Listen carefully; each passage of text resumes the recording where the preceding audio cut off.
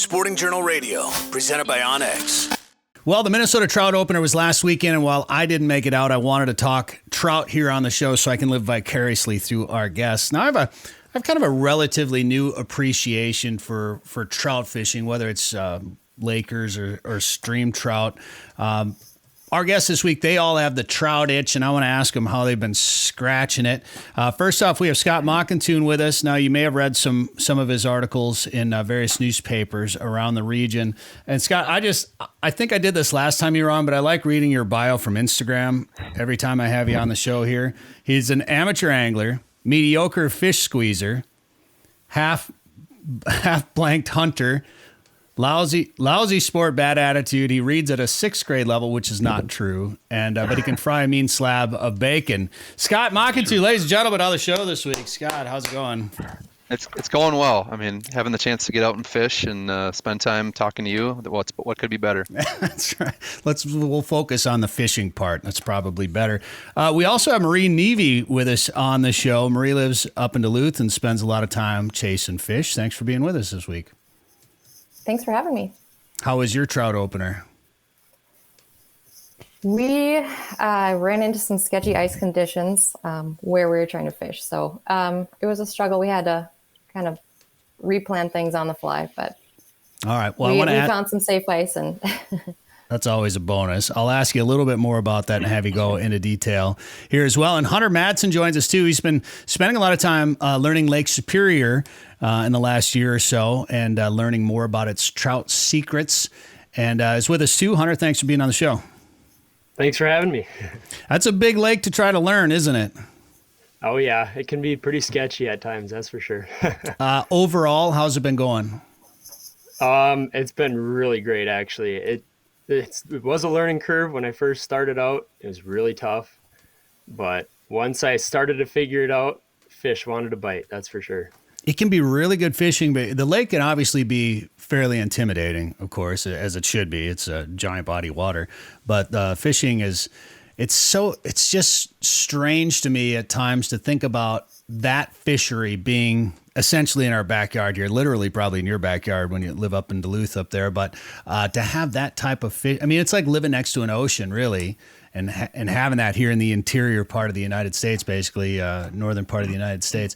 It's a unique body of water, and I want to ask you a little bit more about that as we talk on the show this week. But Scott, let's go back to you because you have a tradition of fishing a lake that my family has a tradition of fishing of, only we go up in the summer. You go up there in the winter. You probably make multiple trips up there, but you go up there in the winter, up off the end of the Gunflint Trail there to Saginaw. You were up there last weekend? That's correct. Yeah.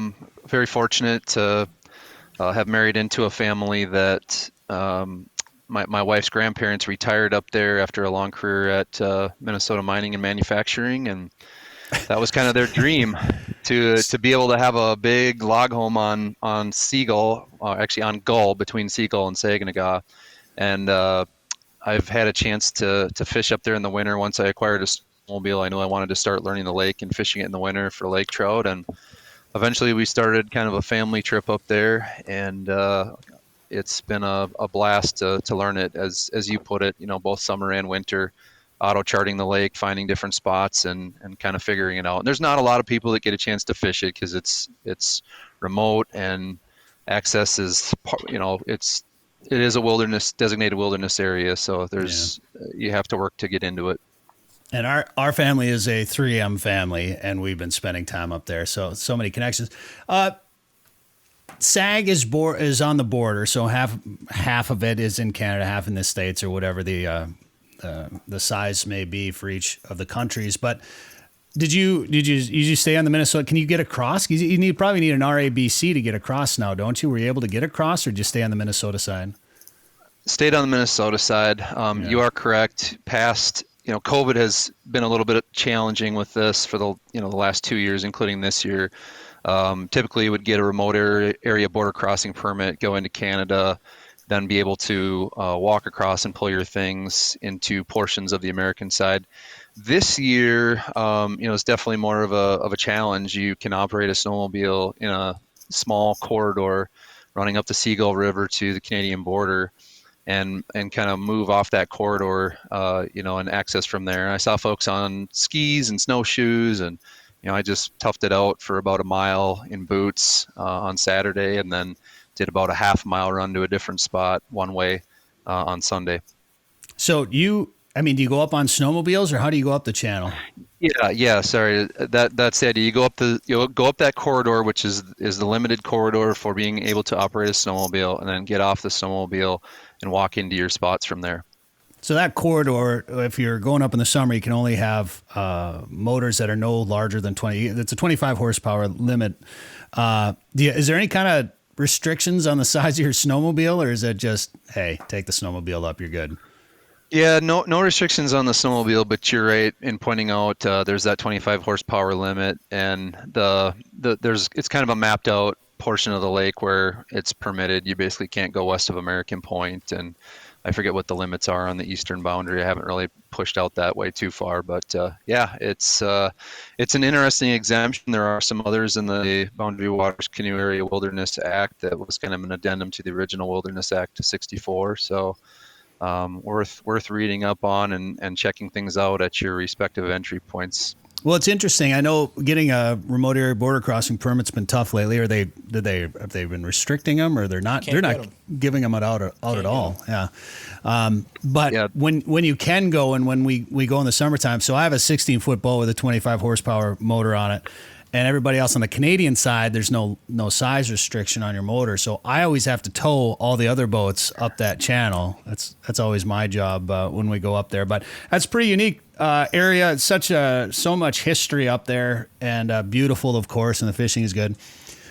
So if somebody were to, like, if you had your location on your phone right now, and somebody has your location, like you share your location with them, do they think you're still up there then? Oh, yeah. So that was one of the lowlights of the trip. Was for as avid an angler as I've been, ice angler, I should specify. I've lost plenty of phones through the years. I've had water go over my waders. I've had, it's a lifetime of professionally and personally always being in and around water, working with fish or fishing or waterfowl hunting or what have you. I've lost my fair share of phones, always from immersion.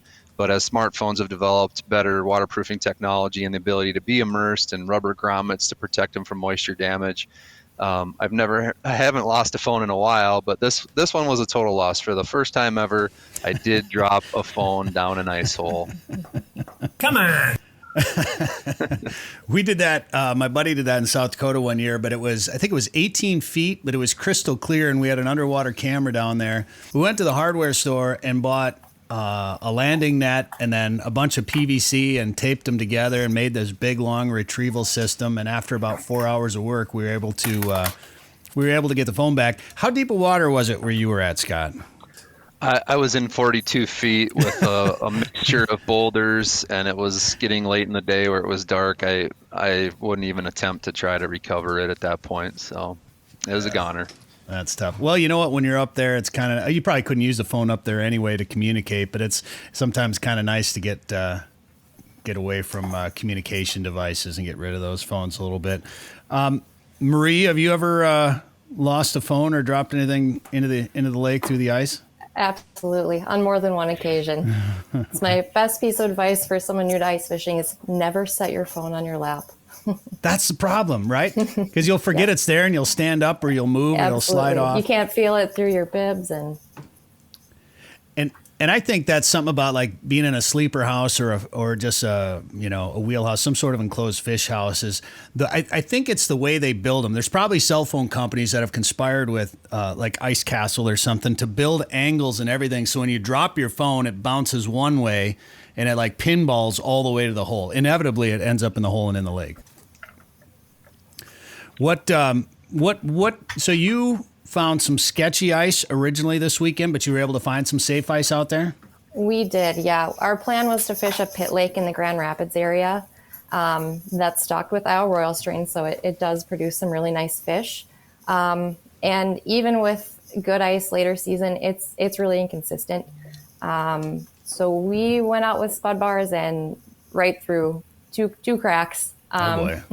Yeah. So we changed plans. We were already in the area. So we ended up fishing a put and take lake, and we caught very small lake trout. But you know what? I would rather have fun on the ice. It's a beautiful day than kind of be worried and nervous all day. So there's plenty of time to get back there. And absolutely. I will. Yeah, absolutely. And even small lake trout, they're fun to catch. Sure. Trout in general. Absolutely. They chase the same. Yeah. Just angry fish. So much fun. Was there a lot of snow on that lake then that had the sketchy ice? There was enough. I mean, it's I think over 300 feet deep. And you know, it's a pit lake, so it's filling, and it was enough that the slush and the thin ice was a no-go for me personally. And maybe a few years ago I would have ventured out, but those days are over now. Sure. Well, you obviously like to fish. You spend a lot of time doing it. What got you into fishing? My first, I guess, fishing addiction was muskies. Muskies? Really? Yeah, and I think that's why I like lake trout so much. I love visual fishing. And you don't get a lot of that in the winter. But with trout, you know, sight fishing for rainbow trout, or, you know, like I mentioned, watching lake trout chase up and down, it's kind of a game of cat and mouse. Yeah. It's just a really unique experience. So that's kind of how I got into lake trout, just the visual. Muskie fishing, you don't hear many people say muskie fishing was their first. It was kind of how they got addicted to fishing. Yeah, I did things a little backwards. I'm surprised you can still afford anything after starting off with muskie fishing. You probably got really good at casting after trying to catch a muskie forever. How was muskie fishing? Did you get some nice fish? I did, yep. I finally have a boat instead of a canoe. That I'm figuring out a new piece of water where I live. So it was actually pretty good this year. Yep, I got a couple nice ones. I grew up on a muskie lake in Wisconsin. Our cabin was on a muskie lake, and we never really targeted them too much. We would catch them once in a while, bass fishing or casting, or we'd go out and try to catch some muskies too. But I'd always go out in a canoe when I was a kid, and I would have these, you know, they were probably mid-40s, maybe mid to high 40-inch muskies, but they'd always chase it up to the canoe, and then they just sit kind of next to the canoe and taunt me a little bit. And I always wondered, like, what am I going to do if I actually catch one of these things? You know, in a canoe. Did you catch some muskies out of canoes? Oh, absolutely. Yep. Before this year. And it's fun. And my canoe is a beast, so I can stand up. You know, it's really stable. Nice. Just be prepared, have your tools, have a net. You don't want to make it as easy on the fish as possible. And in a canoe, you need a little extra help for that. Yeah, for sure. Absolutely. And I didn't have any. Like, I was a kid. I had a fishing rod. I was probably lucky to have a life jacket in the canoe with me. You know, I just would paddle out in front of the cabin and cast. Hunter, what made you want to start fishing Lake Superior?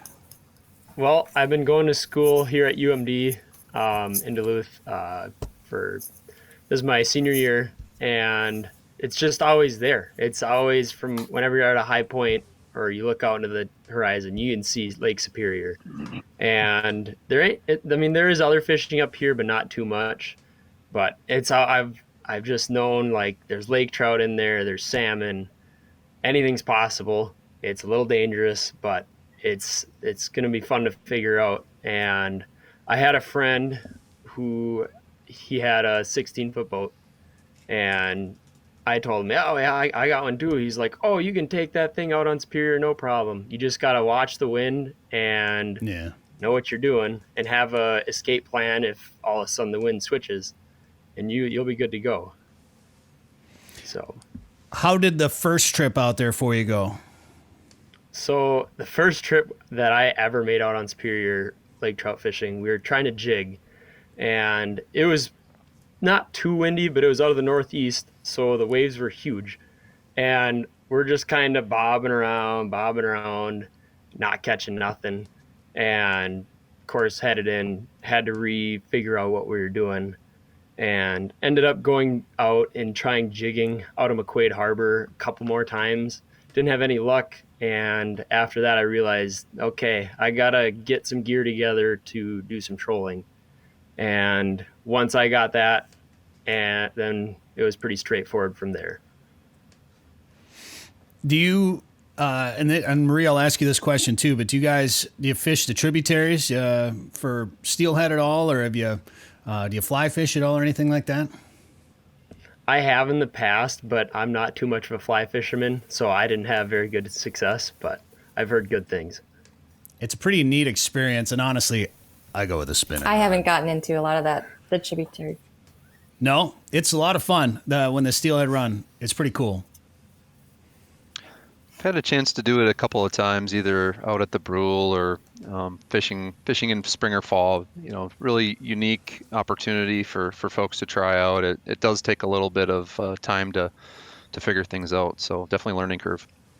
It's just kind of a scenic way to fish too. It gets a little combat fishing, I think, at times, depending on where you go. But it's pretty neat. And with the Brule, you can get into those browns over there too, I believe. And Hunter, when you were fishing by Schwamken there, you were getting into some browns here recently? Oh yeah, we really got into the browns last weekend. Well, I had never been out there. It was free fishing in Wisconsin this last weekend, and I saw a TikTok on it, and I was like, oh no boy. way, well, might as well make the trip out there. And went out there and kind of just was like, we were catching coho, catching whitefish, and I was like, man, I wonder how we're going to get into these browns. We really got to kind of figure something out here. But the salmon were still coming through, and sure enough, a group of like just 5 big marks came in, and all the other marks kind of went away, and that's how I got my first brown. And the rest of the day, we just kind of picked them off slowly. Most of them came off bottom, but that first one was suspended pretty high up. That's cool. I haven't spent a lot of time targeting them. I actually want to go do that Lake Michigan deal where they catch them. Then they catch them like right off the docks in the winter. They drill holes next to the docks over there in the city, which just seems odd to me. But that'd be a lot of fun to do. And I think that's probably the first time I've ever heard of anything positive coming out of TikTok. So I guess we'll take that. But you bring up something about social media, and Scott, I want to talk to you about an article that you wrote recently. It spawned a number of conversations I've had recently with a lot of people, and I want to ask all of you guys about the role of social media in hunting and fishing. We brought this up in the SJR Insiders group and had some pretty interesting responses there. Since you wrote that article, what have you been hearing from people about the pros and cons of social media in regards to the outdoors? Yeah, and so what I wrote was just sort of a reflection that is a much larger topic. Obviously, it can really branch out, but basically, there was a podcast that had a discussion about the role of social media, and the host of the podcast and his brother were kind of on opposite ends of the spectrum of their thoughts on social media, and there might be some localized issues of crowding and people and what do we tell about our experiences on the water with social media. But I think by and large, I think most of us, at least myself, see it as a positive, a way to get new people into the outdoors, to try new experiences. And part of my article is just talking about what are hunter and angler motivations. Why do you go out and do these things outdoors? And I think for the most part, we have a lot of compelling reasons to get out, and social media is probably not the lead thing, but it helps people enjoy the experience. It's a hot button topic for sure, and everybody, just like any other topic in the outdoors, everybody has an opinion on the subject, and I think you can look at both sides of it. And really, social media really is just media. I mean, it's like earlier in the show, I was talking to Joe Henry about it, and social media is like remember when your cable provider or satellite TV, all of a sudden you had 400 channels to choose from. That's kind of like what social media is to me. It's like everybody has their own TV channel now. Some you want to watch, some you don't want to watch. Some you can't stop. It's like watching a car wreck sometimes. You can't stop watching it. But there's good and there's bad to it. And I think it's all, again, it comes down to whether or not social media is good or bad. It's more about the user and how social media is being used to be good or bad. Because you're right, there's a lot of ways to introduce people to new outdoor experiences, and social media is just what everybody's doing nowadays. It's just where everybody lives, good or bad, or maybe not on TikTok. I don't know why anybody be on TikTok, but There is definitely a lot of benefits to it, but you're right. There can be some hot spots that can be given away, and then all of a sudden you'll have crowding there. And Well, no, I'll just jump in to say that I think we got to bring some numbers to the table on this if we really want to hash it out. Part of that discussion, like you said, this is where R3 rubber meets the road. What are the limits? Do we have enough supporting habitat? Do we have are people too crowded? And that was a concern that was brought up with this, and other people have brought it up. But to me, I know this is a group of Minnesotans or Upper Midwest folks that are talking here today about trout fishing.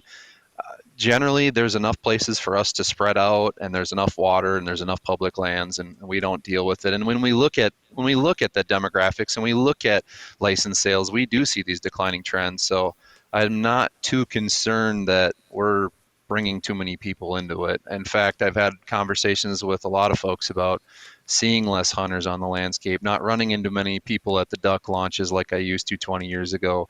Not as crowded at a public launch or a trailhead. So I guess it's all where you are potentially. Marie, how do you feel about TikTok? Let's get your opinion on. I don't do the TikTok. What do you think about? I don't watch them. No. Yeah. What do you think about social media in the outdoors? Yeah, as far as social media goes, I think there's pros and cons. Outside of what you guys touched on, pros, it can be a resource for folks just kind of getting into fishing and hunting. A good way to network is, following people that fish with, conservation-minded tactics and that sort of thing. Cons, one thing that I've noticed, especially with ice season, is it seems to be a competition, is who can get out first. And it's earlier and, it's not always safe. And I feel like people, they got to post that picture. They got to be the first one out there. And also just people keeping fish for the picture, keeping piles of fish just, because they need to post it for whatever reason. And from what I've seen, those are the cons of social media, but I think there's good and bad. I've seen a big trend on social media with a number of people, a number of brands too, and I'll give them credit for being that way. And it's less about those piles. They're trying to make an example by showing less of the pile photos and more about the experience photos and, telling a story and the adventure versus, showing 6 dead walleyes on the ice or whatever the case may be. And I think that's important. And I think showing that limits aren't the measure of success is what everybody that, people like us that may be in some sort of influential or communicating position need to keep communicating that message that limits aren't the best measurement of success. That being said, limits are kind of fun. But that's the beauty of catch and release. And have you, Marie, in the time that you've been fishing, obviously being a musky fisherman, you were probably a catch and release, had a catch and release mentality from the beginning. Do you keep a trout to eat once in a while? Once in a while, I do. The inland lake trouts have really good salmony colored meat, so I'll keep a few of the smaller ones. As far as Lake Superior goes, if you can get into the leans, some of the smaller, I think, silvery colored ones, those can be good eating too. I smoke those, but primarily catch and release. I was just going to ask you, what's your favorite way to prepare them? Yep. And I don't smoke them. I've got a deal worked out with some friends that do a lot of smoking. So as long as there's enough that they get to keep some, they do the smoking, and then I make lake trout dip out of it usually. Oh, interesting. You brought up one thing, and maybe this is for a different conversation too, but the different types of lake trout. Not everybody might realize there's a couple of different species or strains, maybe, or what, I don't know what the right word is of lake trout in Superior. There's 4 different classifications of lake trout. That seem right? I think they might have dropped it down to 2, but I think it was 4. The Siskoettes, the red fins, and there's one other one in the middle there. A humper. Anybody? Yeah, humper. Yeah. Those Siskoettes, those are the big fat ones, right? Greasy ones. Those are my favorite. The ones you want to catch, but don't eat. Yep. Yeah. I fish in Saskatchewan all the time, and we fish on Tasman Lake up there, and we have the smaller.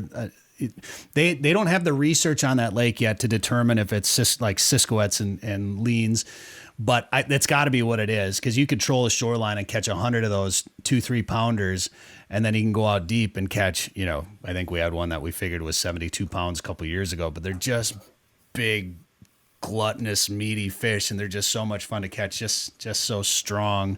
But that's what I figure. It's the same kind of deal as Superior with the different classifications of lake trout like that. What about brook trout? Do you chase brook trout at all? No, I don't do a lot of stream fishing. Primarily lake trout. If I get over to Schwalmgen Bay, you'll get into the browns. I have done some rainbow trout fishing. Sight fishing through the ice is really fun. Oh, that's cool. When you can do that. Yep. That's the best. It's like looking into an aquarium. It is. Yep. And it takes some discipline too, because you want to set the hook when you see it instead of when you feel it. So right. It takes a little bit of getting used to. That's awesome.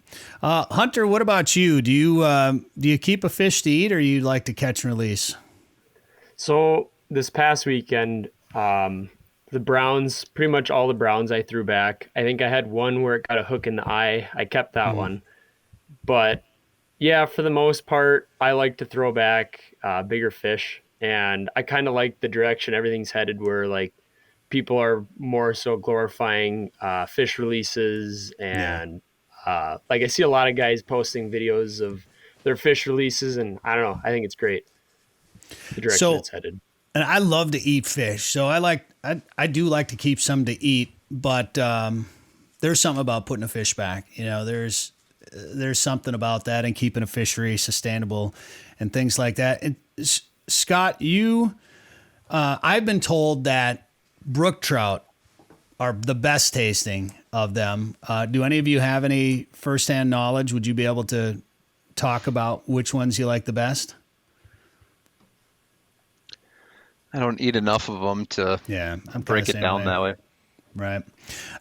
They're good to eat, but more fun to catch. What's the most, maybe Scott, maybe I'll start with you, because I think I know what your answer is going to be, but what's the most unique place you've gone after some sort of trout?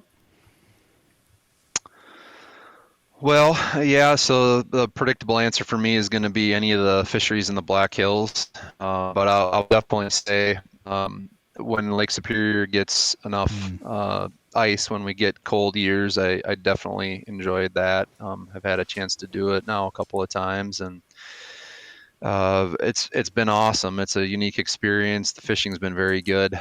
But on the Black Hills side, it's just a diversity of options out there. South Dakota Game Fish and Parks stocks browns, rainbows, brook trout, cutthroat trout, and splake. So you have, and there's lake trout out there as well. So you've got 6 different species to vie for. And why do you go out there, or what do you do out there? Yeah, we've got an event called Hooked on Hard Water. It is a fundraiser for the Rapid City Club for Boys. It's a long established kind of, like the name implies, club for boys. It predates the Boys and Girls Club of America, so it's remained independent, and it's just wonderful that work that they do. That's kind of a melting pot community. There's a lot of poverty. There's a lot of issues. So being able to support a program that keeps those kids off the street, pairs them up with mentors, gets them outdoors. It's a really kind of a win-win and a unique program. When I found out that there's tiger trout that close to me, I almost jumped in my truck and drove over there. That's right. And tiger's true. I forgot to throw tiger. So there you're up to 7. Yeah. That's pretty cool. That's a great cause, obviously, as well too. Where can people learn a little bit more about that? Definitely head over to the Facebook page, Rapid City Club for Boys, Hooked on Hard Water event. I know there's a banquet fundraiser that you can support a boy. There's raffle tickets to win prizes. There's a lot of cool things. So anyone interested in helping out, check that out. All right. See, social media doing some good. Exactly. Of course. Marie, I want to ask you one more social media question. As a woman who fishes, what do you think about some women on social media who participate in the outdoors and how they use social media? That's tough. I think, women fishing, getting out there is great. And I support, Absolutely. whether you're doing it with guides, with friends, with significant others, it's great that they're just doing it. But be real about it. A lot of take a picture with the same fish, different hat, that kind of thing. There's no need for it. You're welcome. You're welcome in the sport. Just be real about it. And that's the kind of example that we need to set for kids, for little girls that are kind of looking up to us. So, Marie, what's the most unique place you've fished for trout? I'm going to have to go with my backyard, Lake Superior, as well. I'm one of those crazy people that just kind of crosses my fingers every year and hope for a couple weeks of 20 below so we can get out there. Just because it's humbling, really, when I kind of feel like I'm allowed, I'm allowed to get out on this huge, huge body of water on the ice. So that would be it for me. What's the biggest fish you caught on Superior? Right around the 30-inch mark. I've had a few heartbreaks, but the biggest iced fish, it wasn't a monster. Hey man, anytime you get over 30 inches though, that's that 30-inch mark. That's a nice fish. There's nothing to complain about with that. Sure. That's good. And they fight. Man, how deep of water was it? I think we were right around 90 to 100 feet. And keep in mind that you can see them, 20, 25 feet down. So it's And they're probably suspended. Yeah, I suppose. Yeah, and that's fun. So I remember when I ice fished Superior, I think one of the most unsettling feelings was we had to drill separate holes for our transducers because of the current and the depth that we were fishing so that we could actually read. And that I think it was Jamie was out there fishing one time and the ice had shifted while he was out there. So I think he realized that the ice he was on was moving. I think it was Jamie who was telling me that. The ice started moving while they were in flip overs or something and realized that keep your eye on the depth. The lake was changing. Yeah, I think that's what it was. The depth was changing. Yep. I think that's how he realized it. Like, oh man, that's a big lake. It's definitely a big lake. All right, Hunter, what about you? Where's one of the most unique places that you've done some trout fishing? So my favorite place, I'd say it's pretty unique too. It would be Two Harbors because I can go out there. You actually can catch lake trout jigging for them there, but you can also catch them trolling. And every day you're going to kind of have some sort of a different scenario going on. If it's dead calm, you're not going to have any current. If it's windy, current one way. There was one time after trout season had closed, we were just going out for salmon. And it was a strong northeast wind, but because of the break wall, there was some, the current was coming by the break wall and kind of creating some swirls, and the fish were just stacked up in that current break right there. And I don't know, I've seen many cool things out there, and I love fishing it. Have you found a go-to presentation that you like to use on Superior? Color, jig, lure, whatever the case may be? I have found presentation doesn't matter too much. I'm sure other guys would argue it does. But for the most part, it's where you have your bait, where in the water column, how deep, or how fast are you trolling? Are you trolling with the current, against the current? It matters quite a bit. And there's times when you're going against the current that you look down at the downrigger and, oh, it's swung way out. So it's probably, even though I got it set to 80 feet, it's probably only in 60 or 50 feet. And I don't know. It seems like the fish bite, or they favor one direction. Like when you're going with the current, they seem to bite better when you're doing that. But I'm sure the guys that really have it figured out would say, oh yeah, this color spoon works really good. Well, it might even vary by the day.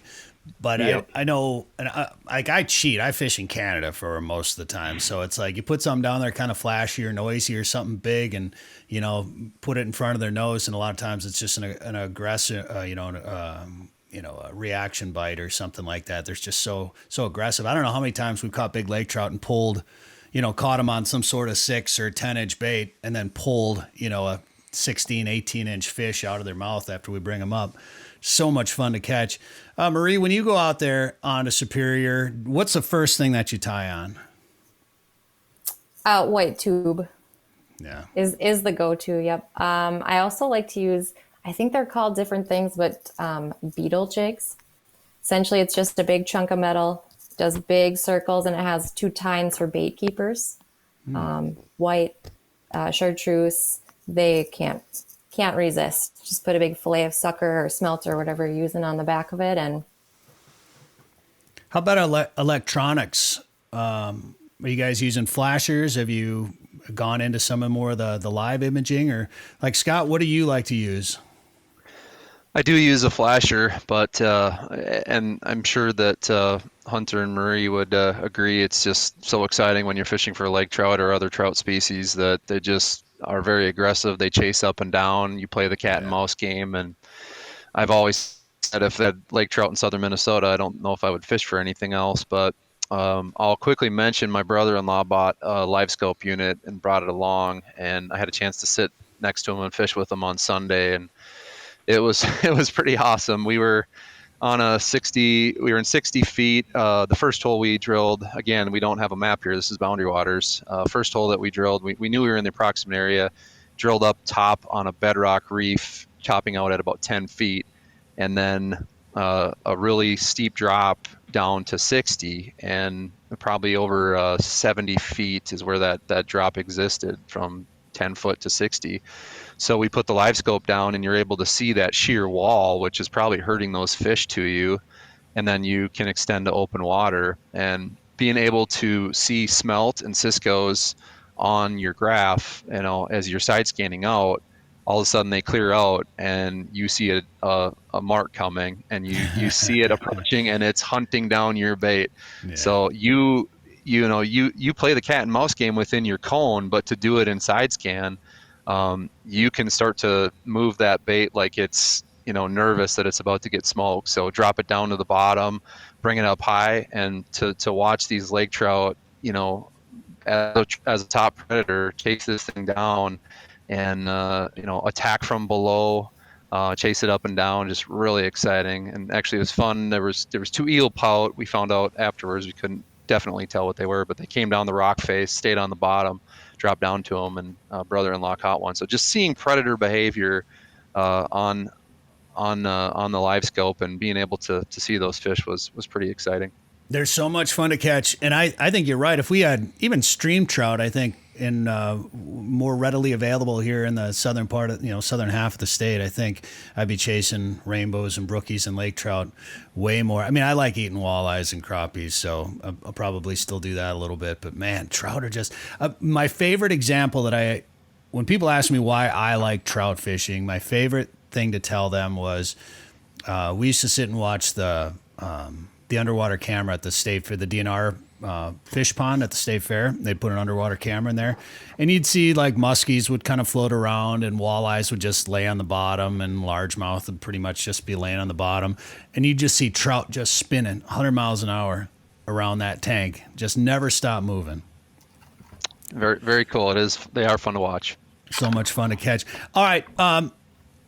This has been kind of a rambling conversation, of course, and we could get into some other topics, but I want to play a little trout trivia with you guys. Are you ready to play trout trivia here with Sporting Journal Radio? Ladies and gentlemen, we're going to test your knowledge. Do we have any kind of sound effects or anything for this? Maybe. We can play this thing again. Yeah, we can do that. There we go.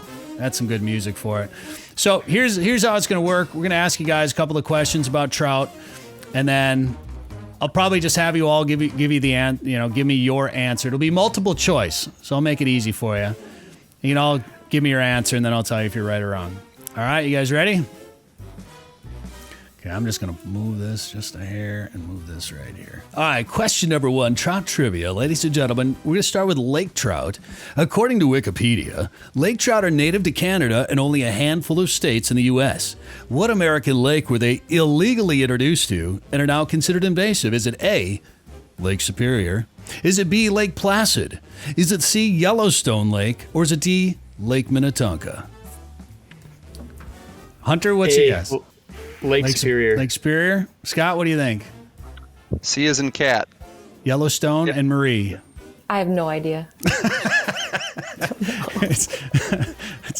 You are wrong.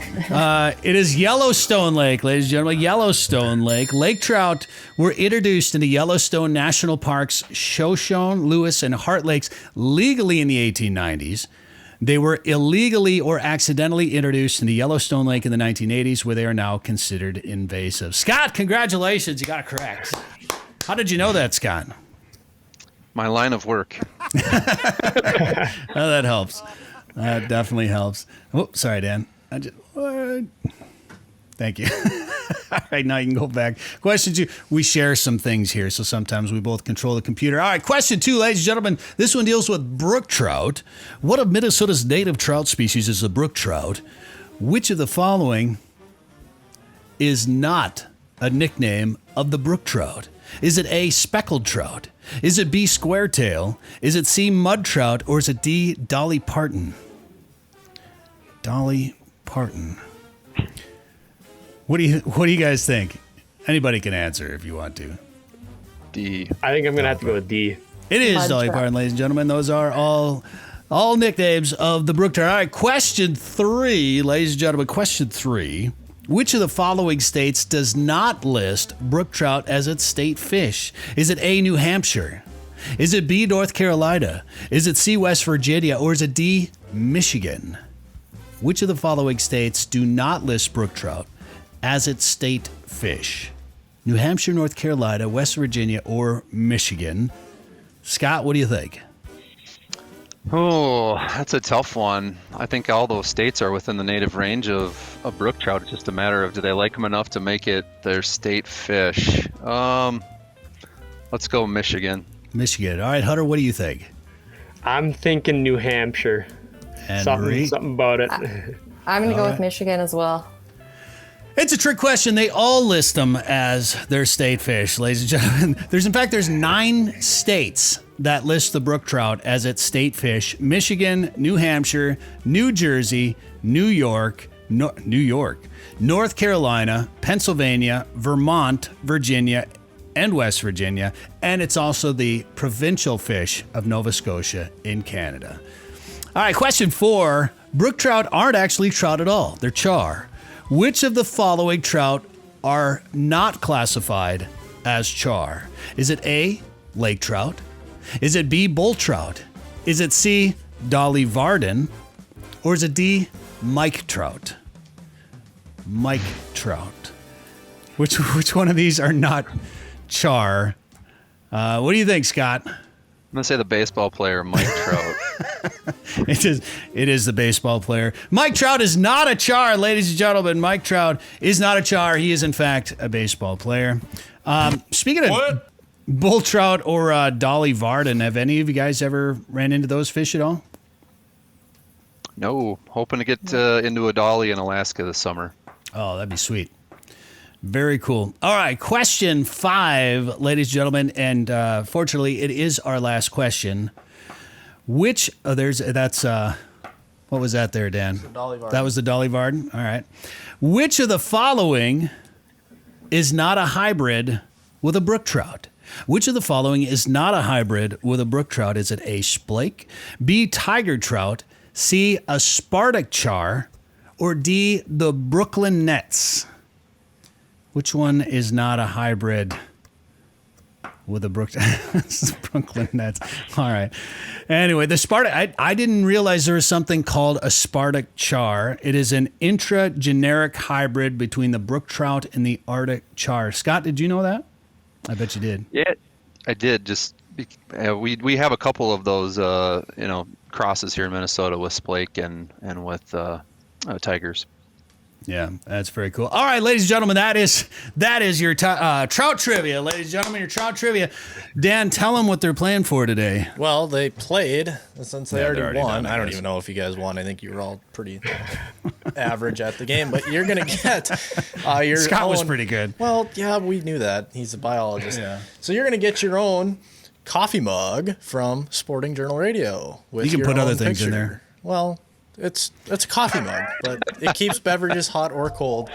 So there's Scott's, and we've got one for everybody with your picture on it. It's pretty neat. Yeah, so we made some with your photos on them, and we'll get those for you guys. So congratulations. Thanks for playing Trout Trivia, ladies and gentlemen. And thanks for being on the show. Scott Mackenthun, thank you very much. Marie Neve, thank you very much. It's a pleasure. And Hunter Madsen, thank you. Good luck in all your fishing adventures, and thanks for the time on the show today. Thank you, guys. Thanks. Sporting Journal Radio is a division of Macaba LLC. If you've got a question, comment, or story idea for us, send us an email. Go to sportingjournalradio.com. While you're there, you can learn how to advertise on the show and visit our store for hats, hoodies, coffee mugs, and more. Go to sportingjournalradio.com. 852 million acres of public land, 147 million private properties, all in the palm of your hand.